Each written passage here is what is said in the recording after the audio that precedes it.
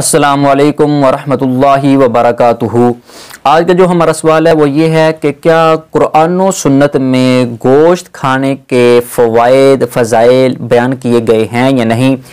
तो जब हमने इस चीज़ को स्टडी किया तो हमें अल्लाह तबारक व तआला की ये आयत मिली, व अमददनाहुम बिफ़ाकिहतिन व लहमिम मिम्मा यश्तहून।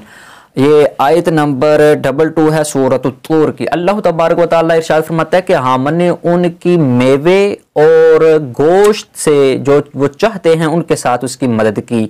फिर एक जगह पर अल्लाह तबारक व तआला इरशाद फरमाता है वलहमी तैरिम मिम्मा यश्तहून। ये सूरतुल वाक़िया की आयत नंबर 21 है कि अल्लाह तबारक व तआला इरशाद फरमाता है कि और उस गोश्त से जो वो चाहते हैं जिसकी उनको ख्वाहिश होती है।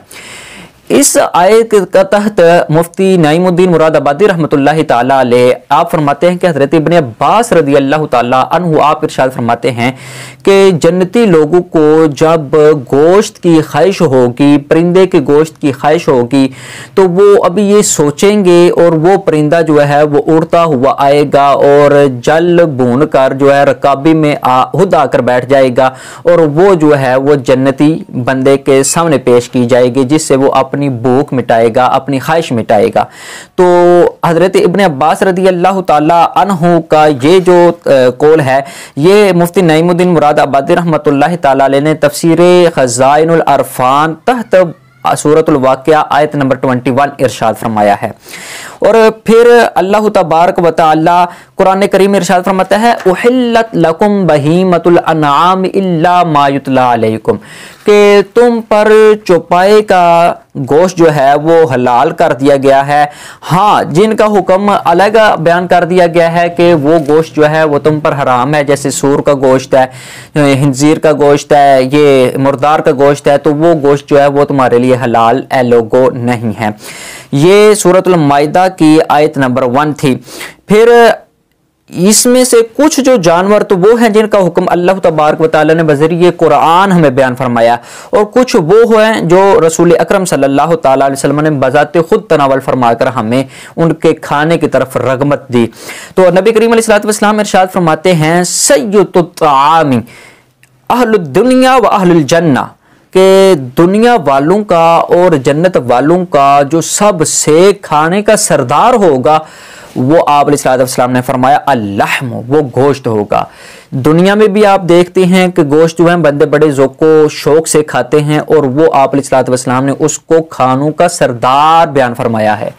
और फिर जन्नत वालों को भी गोश्त सबसे ज़्यादा पसंद होगा और उसको भी आप अलैहिस्सलाम ने खानों का सरदार बयान फरमाया है। ये जो हदीस है ये सुनन इब्न माजा की है, किताबुल अतीमा है, बाबुल लहम है, हदीस नंबर 3305 है। फिर इमाम शहाबुद्दीन ज़ोहरी ने बयान किया है कि गोश्त खोरी के जो फ़वाइद आपने बयान किया, आप फरमाते हैं कि जो गोश्त खाने के फ़वाइद हैं वो ये है कि गोश्त खोरी से 70 कुव्वतों में इजाफा होता है।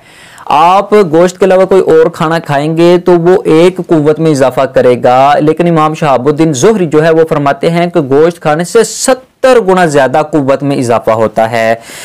फिर मोहम्मद बिन वासे का ये ख्याल है कि गोश्त खोरी से बसारत ज्यादा होती है, आंखें तेज होती हैं, कुव्वत बसारत जो है उसको कुव्वत मिलती है। फिर हजरत फातिह खैबर मौला अली करमल्लाहुल वजहुल करीम आप इरशाद फरमाते हैं कि गोश्त खाया करो इसलिए कि गोश्त बदन के रंग को निखारता है, पेट को बढ़ने नहीं देता, अखलाक व आदात को बेहतर बनाता है।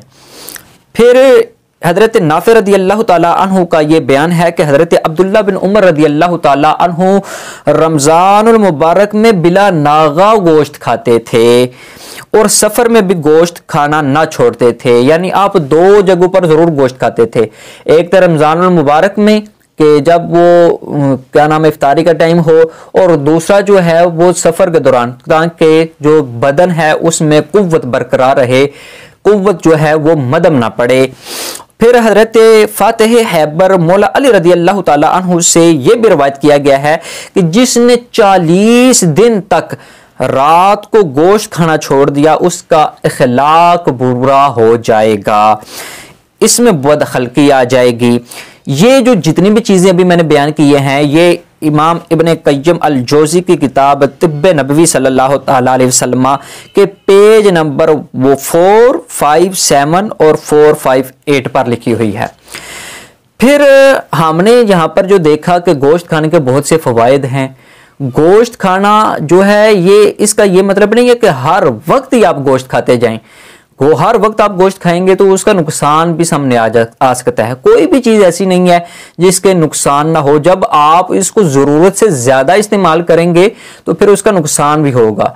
लेकिन बताने का मकसद ये था कि जो गोश्त है ये बकदरे दूसरी सब्जियों के या फिर दूसरी चीज़ों के खाने के उससे ज़्यादा इसमें बेनिफिट्स हैं, इसमें ज़्यादा कुव्वत है। और नबी करीम अलैहिस्सलाम ने भी बड़ी रगबत से इसको तनावल फरमाया है। सहाबा कराम ने बड़ी रगबत से इसको तनावल फरमाया है। हजरत मौला अली रदी अल्लाह तआला अन्हु ने बड़ी रगबत से इसके फजाइल, इसके फ़वाइद बयान फरमाया। हुक्मा ने, अतिबा ने, डॉक्टर्स ने इसके बहुत से फ़वाइद बयान फरमाए हैं।